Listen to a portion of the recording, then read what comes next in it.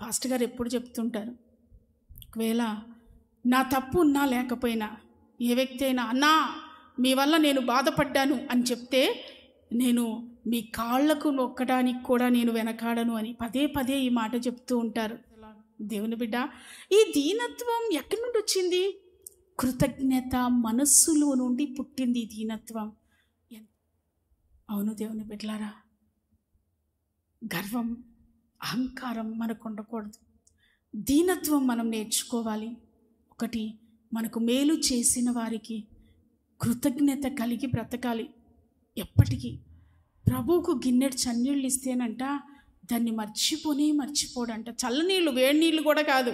దేవుని బిడ్డలారా, మనకు ఏ దినాల్లో ఏ సమయాల్లో మన ఇబ్బందుల్లో మన కష్టాల్లో మనకి మేలు చేసిన వారు ఉంటారా, ఎప్పుడూ వారిని మర్చిపోకూడదు. ఈ దీనత్వం కృతజ్ఞతలో నుండి పుట్టుకొస్తుంది. కృతజ్ఞత మనస్సు మనకుంటే దీనులుగానే ఆ వ్యక్తుల ఎదుట మనం బ్రతుకుతాం. గర్వంగా ఎందుకు మాట్లాడుతున్నాం? తండ్రిని కేర్లెస్గా ఎందుకు మాట్లాడుతున్నాం? చిన్నప్పటి నుండి తల్లి తండ్రి మనల్ని ఎలా పెంచారో దాన్ని మర్చిపోయాం.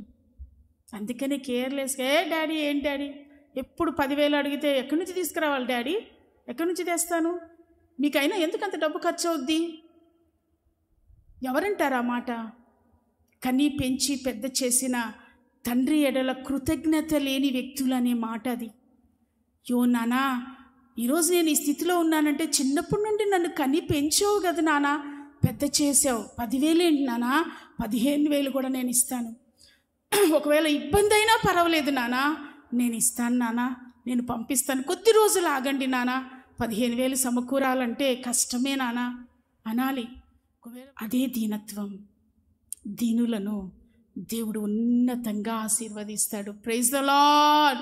మనల్ని మనం తగ్గించుకుని, అందరి ఎదుట దేవుని బిడ్డలారా మనల్ని మనం తగ్గించుకుందాం.